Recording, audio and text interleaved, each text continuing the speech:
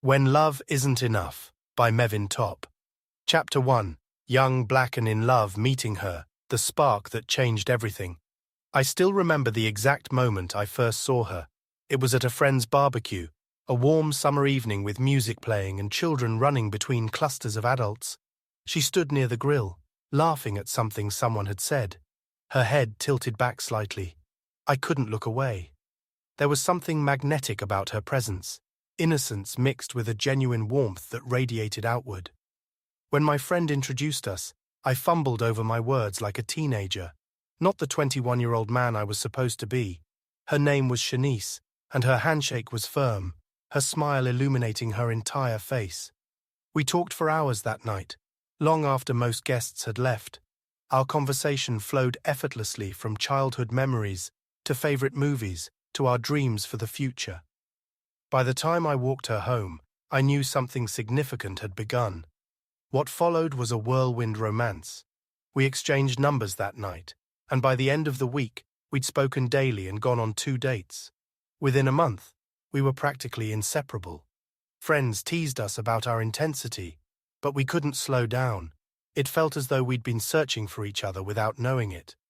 As time went on, she told me that she felt deeply about me. She watched my face carefully as she shared this, perhaps expecting hesitation or retreat. Instead, I felt my heart open even wider. I told her that I felt the same, and that I loved her. The connection I felt with Shanice surprised me. Having grown up with the hollow space of an absent father, I recognized something in her, a wariness, a question mark about male figures. The first time she fell asleep against my chest, I made a silent promise. I would never disappear from her life. My mother's subsequent boyfriends came and went like changing seasons, some kind, others cold, none permanent. I had pieced together my understanding of manhood from coaches, teachers, and an uncle or two who sometimes remembered my birthday. In their absence, I had constructed an elaborate blueprint of exactly what kind of man I would be: present, consistent, loving, if I ever got the chance. With Shanice, I suddenly had that chance. I was terrified and exhilarated in equal measure. Every time she hugged me and every time she looked at me with trust in her eyes, I renewed my vow. I would be different. I would stay. I would be the man she deserved. Building the foundation. Creating a life together happened quickly. We found a small 2-bedroom apartment that stretched our budget thin, but it represented something profound to me. The start of the family unit I had always dreamed of building. Moving in together wasn't just about combining furniture and sharing a space. It was about laying the first stones of our shared future. I embraced my role immediately, and our connection formed naturally and deeply. I discovered joy, patience, and the unexpected pride that came with trust and love. When she told me she was pregnant with our first child, the world seemed to simultaneously expand with possibility and contract with pressure. We celebrated with a small cake and sparkling cider, laughing about how our family was growing faster than our bank account. The nursery we prepared was modest: second-hand crib, walls painted with donated paint, and hand-me-down baby clothes organized carefully in plastic bins. What we lacked in material wealth, we made up for in excitement and preparation. Our financial situation was precarious at best. I worked low-paying jobs while trying to complete some college courses, and she did the same.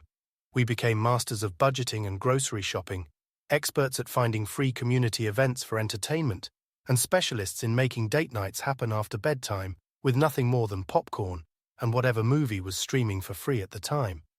There were nights spent at the kitchen table, calculator in hand, figuring out which bill could wait another week. Yet somehow, these struggles seemed manageable when faced together. Despite the uncertainty of our circumstances, or perhaps because of them, I asked her to marry me on a warm spring evening at the park, where we'd had our 3rd date. The ring was very impressive. It was a diamond solitaire that had belonged to my mother, and the promise behind it was everything I had to give. I knelt on one knee in the fading light and offered her not the security of wealth or position, but the certainty of my love and commitment. We might not have much, I told her as tears formed in both of our eyes, but we'll build something beautiful together. At that moment, the foundation of our family felt solid beneath my feet. We were young, in love, and choosing to believe that was enough to build a future on the arrival of our son. The hospital room seemed to pulse with an energy I'd never felt before. The antiseptic smell, the beeping monitors, the hushed voices of medical staff, all of it faded into the background as I watched her labor through the night. Nothing in my life had prepared me for this moment, witnessing the raw strength of the woman I loved, bringing our child into the world. When the doctor finally placed him in my trembling arms, all 7 pounds, 4 ounces of him, time seemed to stop. I stared down at this tiny being, his dark eyes blinking up at me, his miniature fingers reflexively gripping my pinky with surprising strength. This was my son, blood of my blood, the first time I'd ever seen my own features reflected back at me in another human being. "Hey, little man," I whispered, my voice cracking. "I'm your dad." The weight of him in my arms felt simultaneously like nothing and everything, physically light, but emotionally the heaviest responsibility I'd ever known. In that moment, holding my child for the first time, something fundamental shifted inside me. The abstract concept of fatherhood suddenly had a heartbeat, a scent, a warmth that nestled against my chest. We were a family at that moment. No longer just me and her, but now this new life that we had created together. The circle widened, and with it my sense of purpose. I found myself making silent promises to this tiny person, to protect him, to guide him, to be present in ways my own father never was. Each promise felt sacred, whispers between just him and me as the hospital world continued around us. But in the quiet hours of that first night, as she slept exhausted in the hospital bed, and I cradled our newborn son, fears I hadn't allowed myself to acknowledge began to surface. How would I provide for this family on my irregular paychecks? What if I couldn't find stable work? What if, despite all my best intentions, I somehow failed them?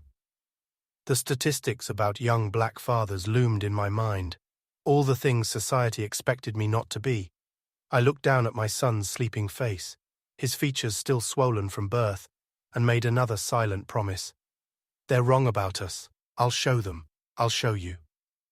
My thumb gently traced the curve of his cheek, marveling at the perfection of his skin. "We're going to make it, little man. You'll never have to wonder where I am, or if I care." As morning light began filtering through the hospital blinds, casting golden stripes across our new reality, I realized I had never felt more terrified or more determined in my entire life.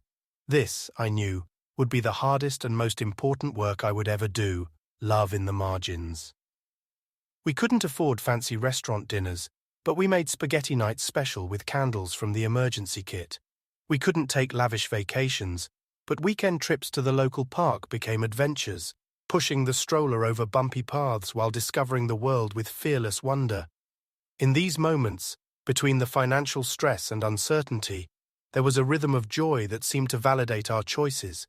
When the electricity was shut off for 3 days, we turned it into a camping adventure in the living room, telling stories by flashlight and holding each other near. We discovered a talent for creating something from nothing. Shanice would watch from a distance sometimes, her eyes reflecting both love and worry. But as the months passed, I began to notice her smiles growing tighter, her sighs deeper. The same resourcefulness that she once saw as proof of our resilience, she now increasingly viewed as evidence of precariousness. When I would come home excited about a promising job, I'd find her calculating bills at the kitchen table with a growing furrow between her brows. "We'll make it work," became my mantra.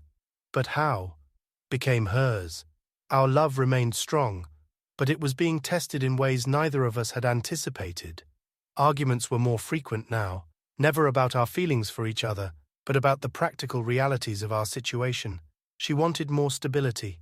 I asked for patience while I pursued bigger dreams. Shanice continued to worry, and I continued to speak of abundance in the future. Then one evening, after putting our son to bed, we sat down on the edge of the bed. Her eyes held a mix of fear and determination as she placed her hand over mine. "I'm pregnant again," she whispered. The news hit me like a wave, part joy, part terror. Another child to love, another mouth to feed, another reason to succeed, and another way to fail. In that moment, while watching her face carefully, I gauged my reaction and made myself smile with confidence, even though I didn't feel that way entirely. "That's wonderful," I said, squeezing her hand. Our family is growing. But as I held her close, feeling her tremble slightly against me, I couldn't help but wonder if our love, powerful as it was, would be enough to overcome the mounting challenges ahead. The margin for error was disappearing with each new responsibility, each additional need, each passing day, standing at the precipice. As the evening light filters through our apartment window, I find myself looking at our family portrait taped to the refrigerator. There we are, me, her, and our newborn son, a family portrait that captures both our reality and our dreams. We were so young to be carrying such responsibility, but in our faces, despite the obvious exhaustion, there's a glow of something that can only be called love. Tonight, like many nights, I find myself caught between two worlds, one filled with the boundless hope we share when we talk about our future, and another weighed down by the practical uncertainties that wake me at 3 in the morning. How will I provide? How can I ensure my children never feel the absence I felt? The questions have no immediate answers, but they fuel my resolve. The path ahead is obscured, with challenges I can sense but cannot yet name. Our love is genuine, that much I know with certainty. But love alone doesn't pay rent or buy diapers. The tension between her practical concerns and my longer-term dreams has begun to create small cracks in our foundation. Yet each time I look at our son, I continue to believe that those fractures can be repaired before the foundation crumbles. I never had a father to show me how to be a man, much less a family man. There's no roadmap handed down to me, no wisdom passed from father to son. I'm creating this path as I walk it, guided only by my determination not to repeat the absence that shaped my own childhood. Later that night, after everyone has fallen asleep, I stand in the doorway looking at the people who have become my world. In this silent moment, I make a promise that feels both impossible and absolutely necessary. I will not fail them. Though I have no idea exactly how I'll succeed, walking away will never be an option for me. Whatever it takes, however long the journey, I'll find a way to be the father, the family man they deserve. The challenges ahead feel immense, but tonight, in the quiet moments of peace before tomorrow's struggles, I stand at the precipice of our future with both fear and determination in my heart.